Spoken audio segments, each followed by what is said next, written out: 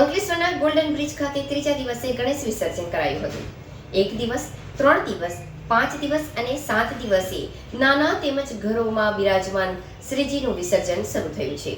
JDC ખાતે ESIC hospital પાસે 2 કૃત્રિમ કુંડ તૈયાર કરી 5 ફૂટ સુધીની મૂર્તિઓનું વિસર્જન થઈ શકશે.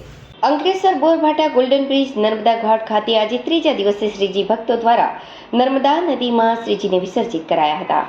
ભક્તો દ્વારા 1 દિવસ, 3 દિવસના શ્રીજીનું વિસર્જન કરવામાં આવ્યું હતું.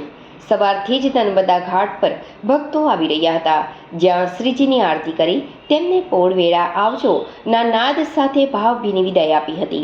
આ ઉપરાંત અંકલેશ્વર નોટિફાઈડ એરિયા ઓથોરિટી અને ઉદ્યોગ મંડળે ગણેશ મહોત્સવ નિમિત્તે પ્રતિવર્ષ જેમ ઈએસઆઈસી હોસ્પિટલ નજીક 2 કૃત્રિમ કુંડનું નિર્માણ કરવામાં આવ્યું છે. આ કુંડમાં 5 ફૂટ સુધીના ગણેશજીની મૂર્તિઓનું વિસર્જન કરી શકાશે. અંકલેશ્વર જીઆઈડીસી વિસ્તારમાં દર વર્ષે આ પ્રકારના કૃત્રિમ કુંડનું નિર્માણ કરવામાં આવે છે. વિસર્જન બાદ મૂર્તિઓ અને વૈજ્ઞાનિક પદ્ધતિથી નિકાલ કરવામાં આવશે.